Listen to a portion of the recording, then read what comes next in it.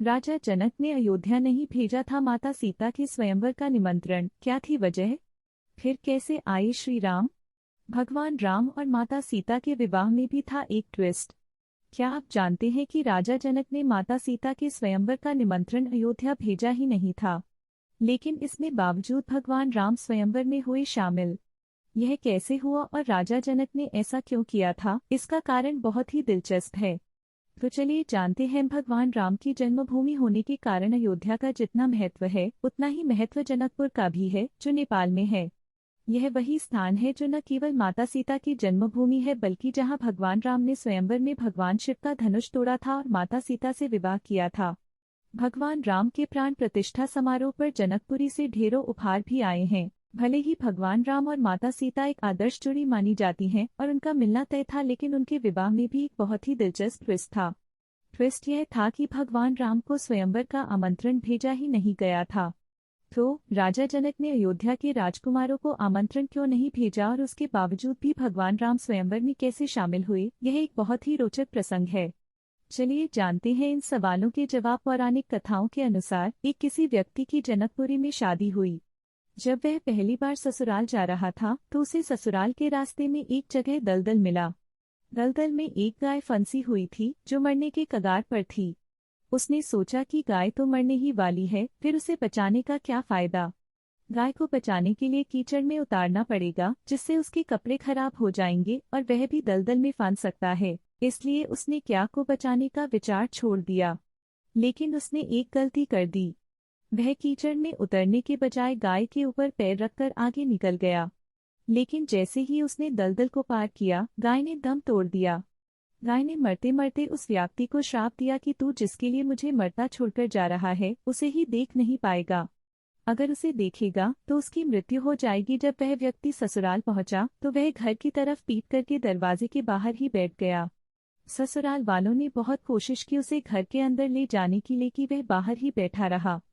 पत्नी ने भी घर के बाहर आकर उससे अंदर चलने को कहा, लेकिन व्यक्ति ने श्राप के डर से उसकी तरफ देखा ही नहीं। जब पत्नी ने इसका कारण पूछा तो उसने गाय के श्राप के बारे में बताया।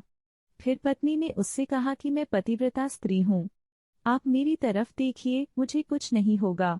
व्यक्ति ने जैसे ही पत्नी की तरफ देखा, उसकी आंखों की रोशनी चली गई। वह स्त्री अपने अंधे पति को लेकर राजा जनक के दरबार में गई और उन्हें पूरी बात बताई। राजा जनक ने अपने सभी दरबारियों से गौश्राप से मुक्ति का उपाय पूछा। एक विद्वान ने बताया कि अगर उस व्यक्ति को उसकी पत्नी छोड़कर कोई दूसरी पतिव्रता स्त्री छलनी में गंगाजल लाकर छींटे उसकी आंखों पर लगाए तो गौश्राप से मुक्ति मिल जाएगी।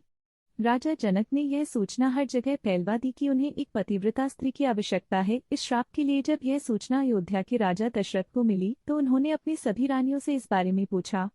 इस पर सभी रानियों ने कहा कि राजमहल तो क्या, आप राज्य की किसी भी महिला से पूछेंगे तो वह भी पतिव्रता मिलेगी। राजा दशरथ ने एक सफाई वाली को बुलाकर उसके पत्नीव्रता होने के बारे में पूछा तो महिला ने कहा कि वो पतिव्रता है। महाराज दशरथ ने अपने राज्य की स्त्रियों को श्रेष्ठ साबित करने के लिए राजा जनक उस महिला को जनकपुरी भेजा। अयोध्या से आई महिला छलनी लेकर गंगा किनारे गई और प्रार्थना करके उसने गंगाजल को छलनी में पूरा भर लिया और राजदरबार पहुंच गई। महिला ने उस व्यक्ति की आंखों पर छींटे मारे, जिससे उसकी रोशनी लौट आई। राजा जनक ने उस स्त्री को राज सम्मान देकर उसे अयोध्या विदा कर दिया। सीता स्वयंवर के समय राजा जनक ने सोचा कि अगर रानी की एक दासी पत्नीव्रता है तो उसका पति कितना शक्तिशाली होगा। अगर राजा दशरथ ने इसी तरह से किसी द्वारपाल या सैनिक को स्वयंवर में भेज दिया तो वह तो धनुष को आसानी से उठा लेगा।